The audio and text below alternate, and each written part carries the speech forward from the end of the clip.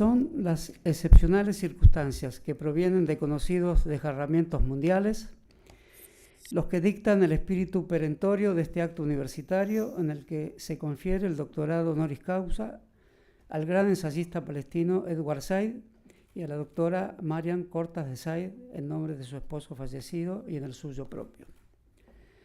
Nos gustaría comenzar esta breve laudatoria con una mención de una gran iniciativa cultural. Hace muchos años que estamos acostumbrados a percibir en la actuación de la orquesta del Diván Este-Oeste un proyecto de profundo atrevimiento artístico y conceptual que propone situar bajo los auspicios extraordinarios de la música las premisas de un creativo, urgente e incitante encuentro de culturas. Este proyecto es fruto de la afortunada concomitancia entre Daniel Barenboim y Edward Said. Se realiza en el seno de variados intereses culturales, la relación de la música con las corrientes estéticas y políticas de una época, y las perspectivas que puede tener el arte autónomo como eximia formulación crítica hacia las más alienadas empresas bélicas de un tiempo histórico específico, que es nuestro tiempo. Quizás pueda decirse que en un momento especialmente complejo de la historia de la humanidad, cada vez más la idea de un arte autónomo y a la vez comprometido adquiere mayor relevancia y peso teórico. Ni el compromiso desmerece a la autonomía, ni la autonomía deja de brindarle alternativas novedosas al compromiso. Edward Said se guió por esta zozobra infinita del mundo intelectual entre la autodeterminación del pensamiento y la tensión que lo lleva a identificarse con un desgarro en la existencia histórica. Pensó el destino de la novela, la pintura y la música, influidas en su desarrollo por la cuestión crucial de la diferencia entre Oriente y Occidente. Esta diferenciación era de carácter nociológico y a la vez invencional. Producía grandes ficciones y al mismo tiempo asentaba formas sutiles de dominio, aunque sostenidas en magnas obras artísticas. Llevando a las últimas consecuencias este pensamiento, Edward Said extremaba la relación entre la novela y el mundo histórico, despedazado por el rigor aterrorizante de las expansiones territoriales y las guerras. Imaginaba entonces que la novela es de importancia central para el imperio, pues la cultura que debe amparar es la misma cultura que también tiene que fundar y expandir. Así ocurre con Robinson Crusoe, la primera gran novela inglesa. No es imposible concluir a partir de aquí que en la novela se expresa una ética conquistadora, se pone en juego el drama de la identidad y la propiedad, y también se genera una mirada dramática que se basa en la persistente relación entre percepción letrada y señorío político de opresión. Pero la enorme sutileza de Edward Said es su llamado a ver en el horizonte estético la potencial postulación de un arte autónomo. Las obras portadoras de esa construcción imaginaria llamada orientalismo pueden surgir de un deseo de apoderamiento territorial, pero pueden contener también su grano soterrado de verdad, su oscuro e implícito llamado al saber. Goethe y Sarmiento, cada uno a su manera, fueron orientalistas. Quiero acá hacer una pequeña observación respecto a lo que dijo el amigo Hammurabi. Es una pequeña disidencia Hammurabi con su observación sobre Sarmiento. Efectivamente, Sarmiento es un orientalista de los que hubiera criticado Edward Said, pero influido por el romanticismo, como Goethe, e influido por las ruinas de Palmira, el gran libro que inspira el Facundo, se puede decir que la visión de las vastas caravanas del desierto argentino, los gauchos, asimilados a la alegoría de los beduinos, forma parte de un tipo de orientalismo que supone, por un lado, un poder deformante, y en ese sentido vale la crítica.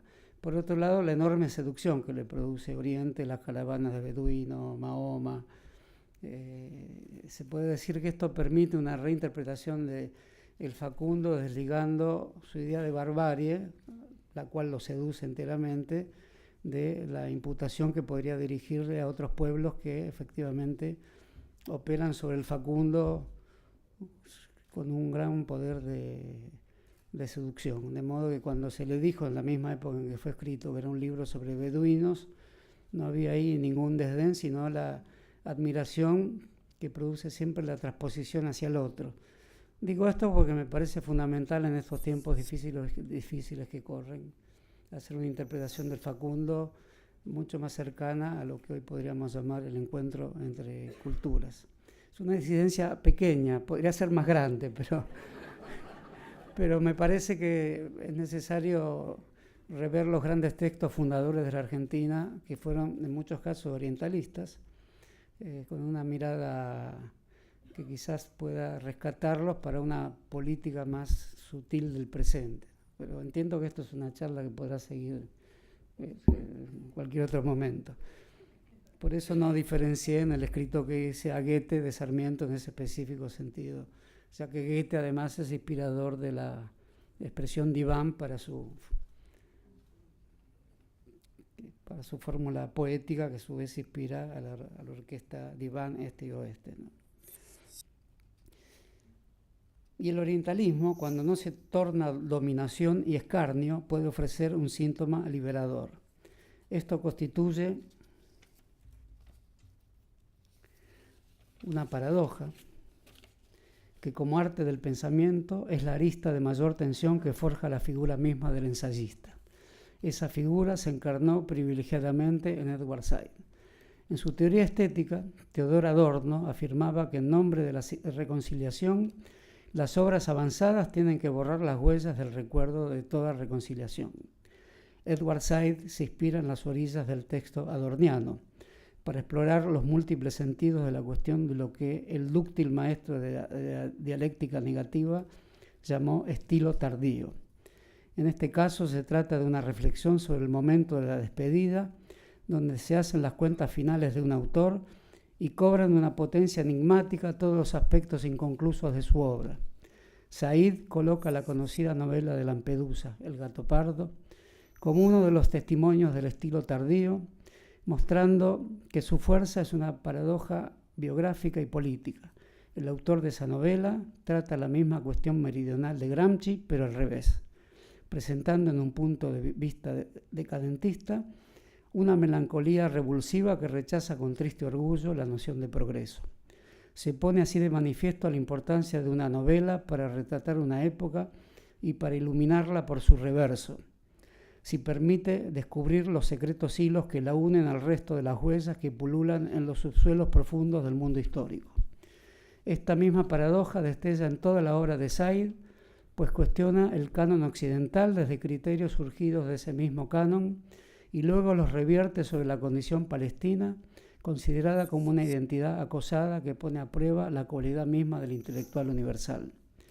Esta condición intelectual se muestra abierta, capaz de apartarse de los poderes dominantes sin dejar de mantener un ánimo politizante, y capaz también de trazar analogías y correspondencias entre las artes, afinidades y contrapuntos que buscan recintos de tensión fundantes entre la música y la pintura, el ensayo y la filosofía, Oriente y Occidente. En sus diálogos con Daniel Barenboim brota como una savia viva, alojada en sus mutuas biografías, la cuestión de la autonomía intelectual, que es la autonomía misma del arte. Esta se manifestó en su punto crucial en el palpitante episodio de la interpretación de Wagner en Israel, donde surgen temas como el de la autonomía de la vida musical frente al mundo histórico, las evocaciones de índole social y política que la ideología musical o social del músico pueden poner en expansión mutua, y los paralelismos incesantes entre filosofía y arte, que sin atemorizarnos podríamos considerar que rondan especialmente el espíritu adorniano. Recordemos que una compleja situación de esta índole llevaba al gran maestro judeo-alemán a pensar que las obras de arte son culpables a priori de su separación de lo social y que al mismo tiempo su fuerza misteriosa reside en que siempre desean expiar esa culpa. Los temas de la vinculación entre las artes, las posibilidades y obstáculos para su traducibilidad, solo inherentes a ellas mismas, hacen de las conversaciones de Barenboim con Said una continuación, más de 2 siglos después, de los problemas que se plantea Gotthold Ephraim Lessing en su obra sobre Laocoonte. Este principio de la traducción entre las artes es complementario y opuesto al de autonomía. De ahí la complejidad del problema y sus inequívocas resonancias históricas. Del mismo modo, se intrinca el tema de la identidad cuando se presenta en su fondo último como una manifestación eminente del exilio del ser, que es lo que a veces podemos llamar pensamiento y otras veces arte. La palabra culpa viene al caso si la espiamos de contenidos teológicos, aunque estos nunca sean desdeñables para los propósitos que les son específicos.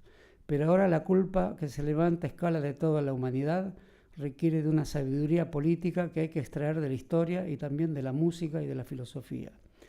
Resuenan lúgubremente en nuestros corazones los ataques militares sobre la Franja de Gaza, y es menester detenerlos con una gran marcha de la conciencia mundial, con las cuerdas emotivas y los razonamientos más precisos que atiendan primeramente el paisaje desolador que se muestra a diario luego de los bombardeos, y que luego sepa utilizar las palabras más precisas surgidas de lo que Pascal llamaba el espíritu de finura, donde el arte del pensar paradojal y la apuesta sobre el abismo conduzca a imaginar que estamos en peligro, pero que también conocemos lo que en tales encrucijadas nos salva.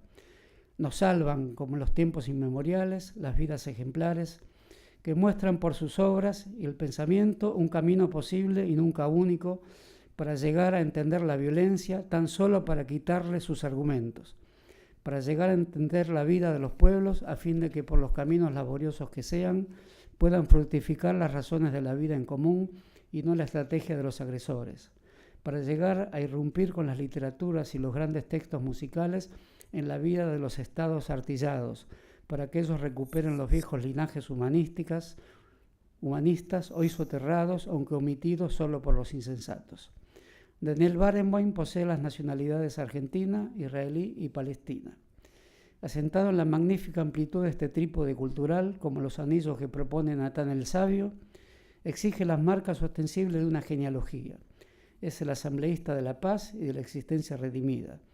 Como judío universal, Daniel Barenboim, el decisivo músico, también un ensayista, y el irrevocable ensayista Edward Said, también un músico, ambos con su albedrío característico, demostraron entre los dos el valor de lo que nunca cesa.